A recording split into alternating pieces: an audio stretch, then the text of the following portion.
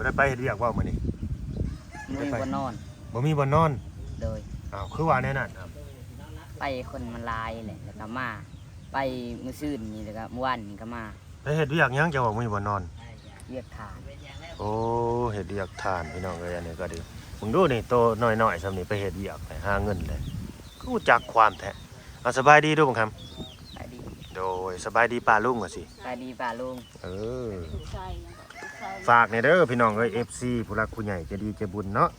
สบายดีครับสบายดีฝากพิจารณาปลาลุงสิสบายดีป่าลุงฝากพิจารณาบักหำมานี่ไว้ในอ้อมอกอ้อมใจนี่เด้อพี่น้องเอ้ยลูกกำพร้ากะแม่นสิว่ากำพร้าอะไรเนาะอยู่น้ำตากับยายอยู่น้ำตากับยายคิดข้าวเช้ากับยังครับบ่ได้กินยังบ่ได้กินอยู่บ่อยากเอาแล้วมันสิเป็นคือตาแถวบาดนี่ตาก็บ่กินข้าวกินน้ำ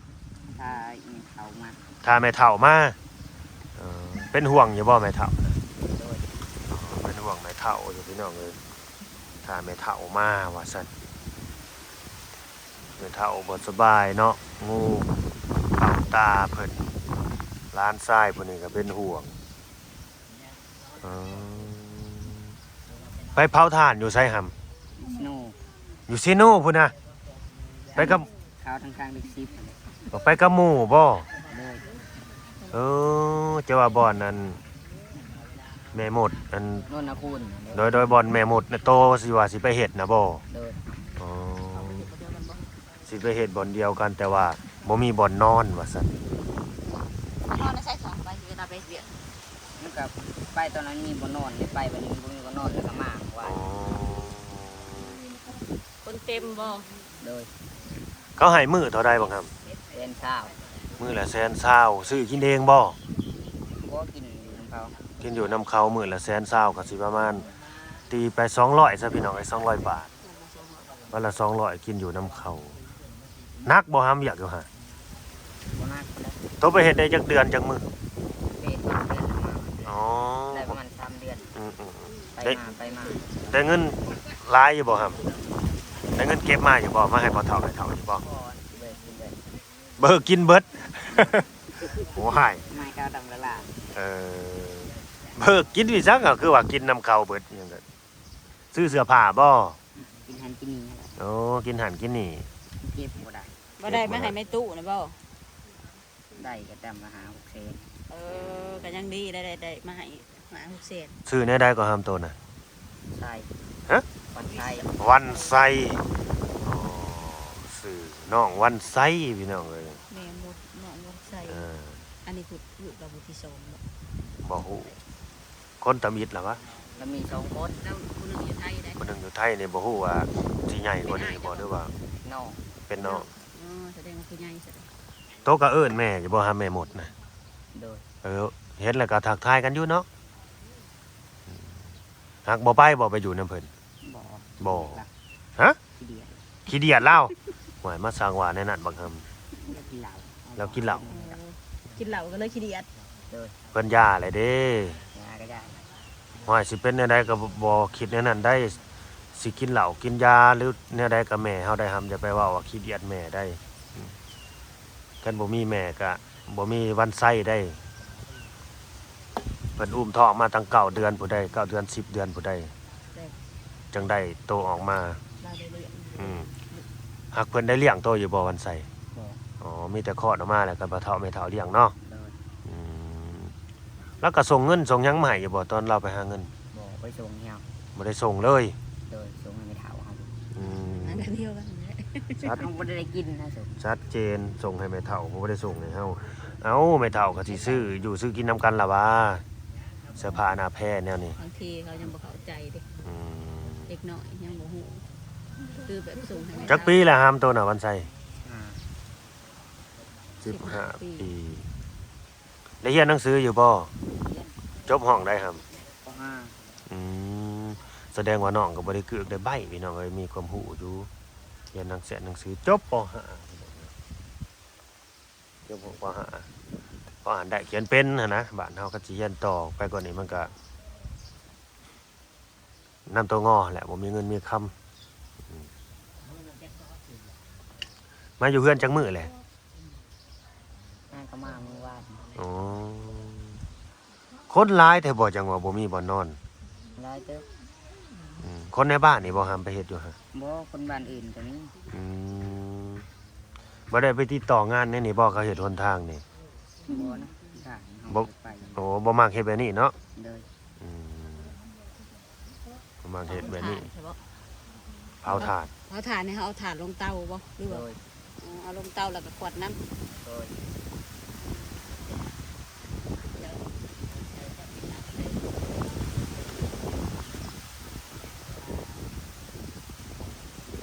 เผาถ่านหายถ่าน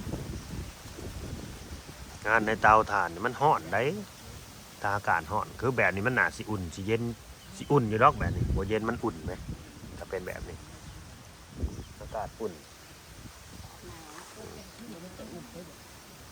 ยามเย็นมันหนาวแล้วมันก็สิใครแน่อยู่แบบนี้ชีวิตนอกวันใสสิแล้วพี่น้องเอ้ยเนาะลูกบางคนก็แบบว่าพ่อแม่บ่ได้เลี้ยงได้เกลือเขาในนี่เขาก็มีความผูกพันกับพ่อเฒ่าแม่เฒ่าหลายกว่าพ่อกว่าแม่แม่นี่หั้นนะพ่อเจ้าได้สหรับ ตะปะกันเลย โอ้เคยเห็นหน้าพ่ออยู่บ่บ่เคยเห็นจักเทื่อ ปะ เนาะ กันแต่ตอนยังน้อย อืม แต่ก็บ่เคยมาเลยบ่ โดย แต่ว่าบ่เคยมาหา ถ้ามาก็เฮาบ่จื้อดอก แม่นั่นแหละคัน ตอนนั้น คันพ่อเฒ่าแม่เฒ่าบ่บอกเนาะ บ้าน ว่านี่เด้อพ่อมึงเด้อหำจังซั่นจังซี่พ่อ รู้จักอยู่บ่พ่อ ผู้ให้กำเนิดเจ้าเด้อจังซั่นจังซี่ จัก บ้านใด มันทวด โอ้ คนบ้านทวดน้องลำจันนี่เนาะ โดย อืม ก็บ่ได้ไกลมาเลยเนาะขันอยากมา จักแล้วเว้าพ่อก็บางทีก็สิมีครอบครัวใหม่มีลูกใหม่ไปเบิดแล้วบ่จัก มีแล้วบ่ได้ข่าวอยู่บ่ บ่นะ ฮะ บ่ อืม อยู่ในบ้านนี่ก็มีหมู่อยู่บ่หามโตกันดิ นี่ นี่เนาะ นี่ บ่ได้อึด โดย อ๋อหมู่ว่าเมียรุ่นเดียวกันนี่มีแล้วบ่ โอ้ยเขายังบ่ได้เอาเมีย ยังบ่มีเนาะ โดย ยังบ่มีผู้เอาเนาะ โดย อ๋อหากไปเฮ็ดงานอยู่ไทยมีแล้วบ่หมู่รุ่นเดียวกันกับโตนี่ บ่มี ยังบ่มีเนาะ โดย มีแต่หาเฮ็ดน้ำบ้านเนาะ โดย 15ปีใจเยอะอย่างแบบ15ปียังรู้จักเฮ็ดเวียกเฮ็ดงานนะ แม่นอันนี้นะเอาง่ายๆซะฮู้จักหาเงินใช้ให้กลุ่มเจ้าของแล้วก็แม่นคนที่ออกไปเฮ็ดเวียกนี่เขาก็ต้องกลุ่มเจ้าของแล้วก็แบ่งเบาภาระพ่อแม่ได้แหละล่ะบ่น้อยก็หลายหั่นนะคือหาเงินน่ะนะพี่น้องหาเงินซื้อเครื่องใช้เจ้าของแล้วก็เสื้อผ้าหน้าแพร่แบบนี้นะ พ่อแม่แล้ว บ่ค่อยได้เป็นภาระแล้วประมาณนี้ เรียกเฮ็ดโคมได้ เออหาเงินเดือนเจ้าของ แต่ว่าซ้ำนี่โอ้ยังไปทำงานไทยบ่ได้ดอกพี่น้องเลย55 ปี55 ปียังไปบ่ได้ ไปบ่ได้แล้วก็ไปถึงก็บ่จ้างได้ ก็บ่จ้าง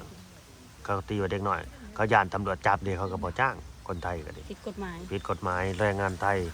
ต้อง คือบ่คือ 18 บ่คือ ปี ลาวเฮาได้ลาวเฮานี่ปกติน้อยปกติใหญ่ขอแท้ทำงานได้เขาเอาโลด ทำงานให้เขาได้ ดีบ่ดีนี่เด็กน้อยนี่เฮ็ดเวียกเฮ็ดงานดีกว่าผู้ใหญ่ดีกว่าผู้ใหญ่อีกนะ นี่คือเรื่องจริง มันเป็นจังซั่นนะอยู่บ้านเฮา ผู้ใหญ่น่ะเขาหูลายเลย ผู้ใหญ่เพิ่นฮู้หลายเพิ่นมีประสบการณ์หลายแล้วเพิ่นก็กินตังลิขี้ตังเซาไปนํประมาณนี้ ใส่ยังมันก็ได้ มันก็สิว่องสิไวกว่าสิได้บ้านเฮาก็สิคิดแบบนี้ แม่น10 โมงเลยได้ครับยังบ่อยากกินข้าวบ่หรือบ่มีของกินบ่ โดย บ่มีของกิน อยู่ในบ้านนี่มีอยู่บ่บ่อนขายปิ้งไก่ปิ้งกามีบ่ นี่ มีอยู่เนาะอืมเขาขายของอยู่ของกินเนาะมีอยู่เนาะ โดย ตัวน่ะนอนอยู่เทิงเฮือนใหญ่บ่หรือนอนอยู่ขี้ไผนี่ นอนในเรือน บ่ย่านบ่เห็นว่าย่านมันปวกกินเลยย่านมันรุมันหักลงมาเนาะวันใส่ทำไมพูดแบบนี้ กับยายมด สงสัยแบบลูกกันคนเคยอยู่นำกันเนาะก็สิฮู้แหละเวลาแม่เมามา จะเป็นอะไร เป็นจังไดโอ้ยกัด เจ้าก็บ่มักบ่แม่อีกแม่เนาะเคยบอกแม่อยู่บ่ โมนเคยบอก บ่เคยบอกว่าเฮ็ดให้ ได้ แม่ เห็นตัวห้องบโซน ฮะ ห้องบโซน บ่สอนนำเนาะก็เดียวว่าเฮ็ดแล้วให้เจ้าเศร้าเด้อเราเป็นให้กินแต่กินไว้ว่า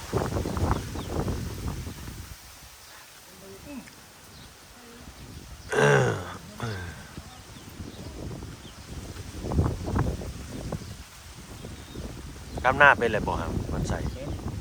ด้หน้าเด้ เป็น เป็นหรือบ่เป็นยังบ่เป็นเนาะคันซ้อนก็สิเป็น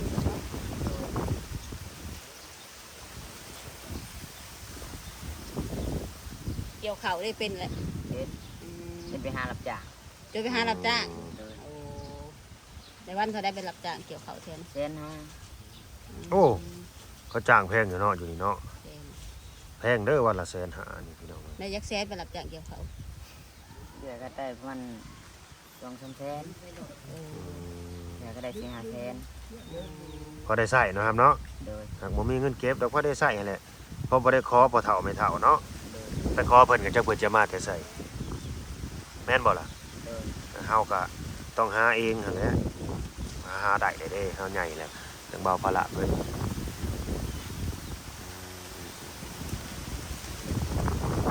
พี่น้องเอ้ยเนาะอันนี้ก็สิเป็นร้านของพ่อตู้โสมแล้วก็แม่ตู้รวมสระอวมตัวรอแม่เอกรวมบ่แม่นสิรวมรวมคือเจ้าเว้าร วม เป็นซื้อรวม แม่ตู้รวม แสดงว่าในเฮือนหลังนี้ก็สิมีแต่น้องวันไส้พี่น้องเอ้ยที่ว่า เป็นผู้น้อยกว่าหมู่หั้นนะที่ว่าร้านผู้หนึ่งอยู่น้ำลาวกายเนี่ยเขาเจ้าก็อยู่ครอบเขาครัวเขาหั้นนะคือลูกสาวลูกเคยแล้วนี่ร้านเด็กน้อยเพราะน่ะเขาก็อยู่น้ำพ่อน้ำแม่เขา อันนี้ก็ในเฮือนหลังนี้ก็แม่นในเฮือนหลังนี้ก็สิมีแต่เล่ากับลูกสาวสิมีแต่น้องวันไส้แหละกับลูกสาวหลาเพิ่นน้องอ้วนแม่นบ่ครับ โดย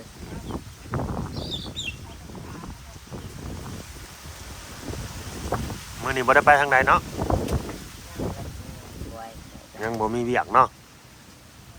นี่อย่างนี้ไปหาลิ้น มีแต่สิไปหาลิ้นมื้อนี้ เลย คิดว่าไปเผาถ่านนี่บ่ได้ไปอีกแล้วเนาะบัดนี้เนาะหรือว่ารอให้แนวใด ไม่ได้ไป บ่ได้ไปแล้ว ไม่อยากไปเลยครับ มันเป็นแนวใดครับ มันบ่มีบ่นอนน่ะบ่ มันเหนื่อยจ้ะ มันเมื่อยแล้วว่า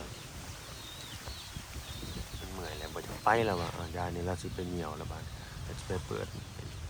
ทางใดให้เนาะเปิดใส่กล่องให้เด้อยาย โอ้เราก็สิบ่ปานนั้นแล้วว่าเด็ก ไปเหนียวบ่อนแม่งอ้วนกันรีบกลับไปข้างหลังอะไรเหนียวกัน แม่นใช่บ่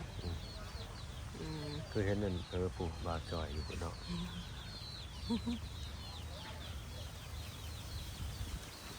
ลุงก็บ่ได้หายบ่หามอยู่นี่อยู่กับลุงลุงบ่ได้หายตัวบ่ หาย หายก็หายคืนโลดโอ้ย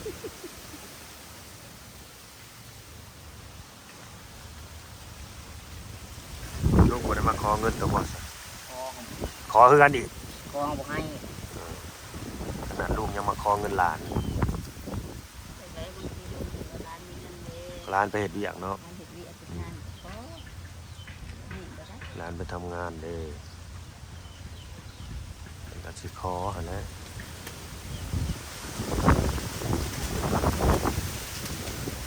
มีเงินที่โตตัวได้สวัสดิ์ใส่ตอนนี้ ผมมี นี่เลยโอ้ยมีจักกีบเลยพี่น้องไปนาวเดือน4เด้ออันนี้ เป็นหนังได้สองมะนาว แม่นมีเงินเลยบางงามกว่าเดี๋ยวลุงสิให้อีดอกไปซื้อปิ้งไก่มากินซื้อของอยู่ของกินมากินให้เป็นกำลังใจหั่นแหละคนสู่ชีวิตแล้วก็เด็กน้อยอนาถากับผ้าพ่อแม่เลิกกันกับผ้าพ่อแม่ยังสิว่าแน่นั้นซะพ่อแม่กับผ้าพ่อแม่ตุ้ยเด้อันนี้นะกับผ้าพ่อแม่ยังแต่ว่าพ่อแม่แยกทางกันพ่อไปทางแม่ไปทางแล้วก็ เป็นใจกับยา ผู้ที่รับภาระให้ปันแม่นตากับยายแบบนั้นนะพี่น้อง ประมาณนั้นแหละชีวิตคนเราแต่ละคนมันก็บ่คือกันบางคนก็สมบูรณ์แบบบางคนก็บ่สมบูรณ์แบบที่สมบูรณ์แบบนี่ก็อยู่กันพร้อมครอบครัวพ่อแม่ลูกนั่นนี่นะอันนี้คือบ่สมบูรณ์แบบแล้วครอบครัวน้องวันไสนี่อยู่แต่น้ำตาน้ำยายหักเอิ้นเพิ่นก็เอิ้นพ่อเอิ้นแม่อยู่บ่หรือเอิ้นแต่พ่อเฒ่าแม่เฒ่าซื่อ เอาไม่เท่า แต่บางคนเลย บางคนเป็นลูกสาวหั่นเด้อันนี้พ่อแม่ เอิ้นพ่อใหญ่แม่ใหญ่หรือว่าพ่อแม่เด้อ พ่อแม่พ่อกับแม่แล้วชื่อ บ่นี่ถ้าสิเอิ้น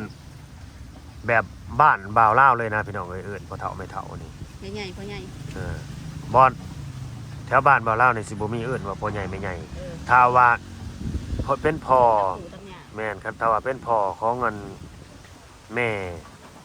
เป็นแม่ของแม่แหละสิเอิ้นพ่อเฒ่าแม่เฒ่าไม่เดินแบบ บ้าน นี้ ข่อยมีแต่พ่อใหญ่แม่ใหญ่ แล้วแต่บางหมู่บ้านเขาก็เอิ้นแบบนั้น บ่ทั้งเขียทั้งนี้มีแต่แม่ใหญ่พ่อใหญ่แม่ใหญ่กันมันเขาเรียกมาแต่น้อย พ่อปู่แม่ปู่นั่นแหละ พ่อแม่ เอาบ่ได้เอิ้นแต่ปู่แต่ย่าแบบนี้นะ ลูกสาวเขาก็พ่อใหญ่แม่ใหญ่นี่พ่อกับแม่อยู่ลำเพิ่นแต่น้อย เสื้อผ้าวัยรุ่นก็ได้ใส่น้ำเขาอยู่บ่ห้ามซื้อใส่อยู่บ่นี่มีอยู่บ่มีใส่อยู่เนาะมีใส่อยู่หมอ 15 ปีรุ่นเดียวกัน 15 ปีแต่ว่าน้องเป็นคนตัวน้อย รุ่นเดียวกับลูกสาวเฮาก็สิมอนี่สิ ฮอดบ่ห้าม15 ปีนะวันชัย มอนี่สิกลัวปีนึง ฮอดเนาะน้องอ้วนฮอดบ่ล้านนี่15 ปีฮอดอยู่บ่นี่อายุ15 ปีฮอดอยู่บ่บ่ฮู้คือกัน ขนาดอายุมายังบ่ฮู้ถามตากับยายเราก็จำบ่ได้เลย แม่นแล้วก็บ่ฮู้คือกัน แล้วบ่จื้อเบิ่งก็น่าสิฮอดอยู่ดอกพี่น้องเอ้ยว่าน้องเป็นคนตัวน้อย เป็นคนลังคนตัวน้อยน่าสิฮอดอยู่ เวียกกันดอก ทุกเวียกก็แม่นเฮ็ดเวียกนะคนลำบากแต่น้อยแล้วมันก็ลัง คือแบบนี้แหละนี่เฮาไปเผาทงเผาถ่าน คนลำบากคนเฮ็ดเวียกหนักแต่น้อยแล้วมันลังเลยพี่น้องเอ้ยคนลาวเฮาน่ะ นี่มันยกนัก เออ แล้วเฮาก็บ่ได้กินแบบเพื่อนทางไทยเนาะเพิ่นสิกินอัน แม่ หล่อบำรุงความสด ไปสังเกตเบิ่งโลดลูกผู้ดีมีเงินเนี่ยกับคนที่ว่าครอบครัวทุกข์ยากเนี่ยบางคนแบบครอบครัวทุกข์ยากกับบางคนแบบทุกข์ยากแต่ว่าบ่เฮ็ดบ่หาแบบลูกขี้ข้านนั่นนี่นะแบบถ้ากินแต่น้ำพ่อน้ำแม่นั่นนี่ ก็สิใหญ่ มันก็สิโตใหญ่โตสูงโตยืดอันนั้นน่ะแต่ถ้าว่าเฮ็ดเวียกหนักนี่นะบ่อยู่บ่เช้านั่นนี่เฮ็ดต่างพ่อต่างแม่นสิประมาณนี้สิลังสิน้อยถ้าภาษาบ้านเฮาเอิ้นก็สิว่าสิเตี้ยสิน้อยนะแบบกระดันคนกระดัน กระดันเนาะ แบบนั้นแหละ กระดันแดดกระดันหยังเขาว่ากระดันแดดมันใหญ่เครือเขาว่า ประมาณนั้นน่ะมันหนักเด้แบกหาม3ล้อแบบว่าบุกเบิกหลายสุชนหลายหั้นนะก็เลยสิเป็นจังซี่